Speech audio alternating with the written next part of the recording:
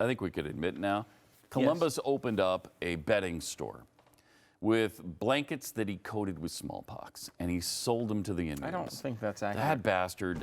I'm so tired of this Confederate thing. This statue thing. Can we please? I mean, I don't love them either. I really don't. I'm not a fan of Robert E. Lee, Jefferson Davis, Stonewall Jackson, everybody who turned against the United States of America and split the Union. I'm not for that. Everybody who supported slavery, I'm not for that. Slavery is an inherent evil, and we did inherit it from the previous administration that was here on this continent, by the way.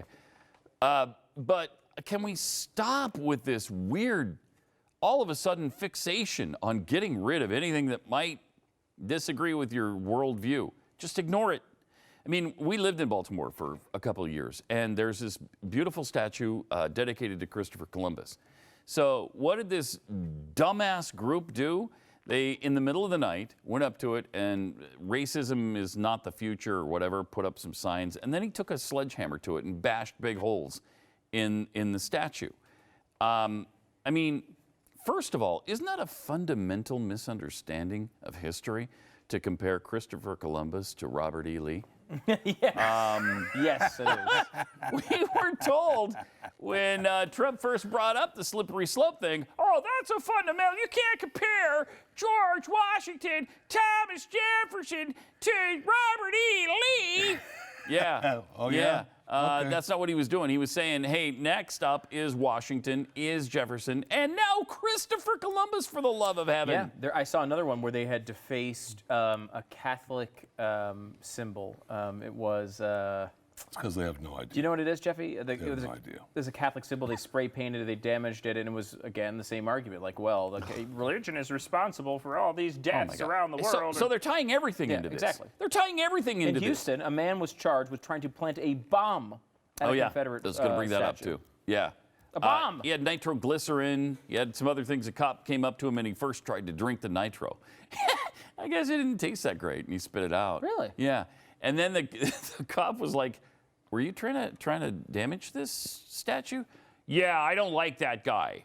Oh, okay. Well, then, by all means, take some nitro to it. On your way, yeah. Yeah. Go ahead. Go ahead. Just throw that thing at it, and let's see what happens. We're just going to treat you like the drunk drivers from, like, the 1950s. All right, yeah, you're walking home. All right? Leave your car here. You're walking home. Pick it up in the morning. How about that? Hey, make sure you wash your hands with that nitro. That stuff can be dangerous. You start clapping, that could be a problem for you. They have signs that Columbus and Washington were genocidal maniacs. And, you know, it's true in Columbus's case. I think we could admit now. Columbus opened up a bedding store with blankets that he coated with smallpox, and he sold them to the Indians. I don't think that's accurate. That bastard, he coated all of his merchandise, the blankets, the sheets, the mattresses, smallpox all over it, and then he just, in some cases, lowered the prices to where the Indians just couldn't say no. I mean, smallpox blankets are an absolute confirmed fact to 99% of the people in the United States, and I would say also me until very late in life. I mean, when I grew up, that was what we did to Indians was give them smallpox blankets. Yes. That's how we dealt with them. Yes. Now, the truth is, like, it was one incident. The truth, yes. Right? The truth is somebody had smallpox, used the blanket, and it wound up with the Indians. They didn't do it on purpose. I didn't even know it was that They didn't even clean. do it on purpose. I mean, and I don't even know if that's confirmed, because how do you know that from 400, 500 years ago? Yeah, I don't know. Jeffy, we could ask Jeffy. Jeffy, was the smallpox blanket thing intentional? What was it like when you were there? We were told never to admit it. All right. That makes sense. That makes sense.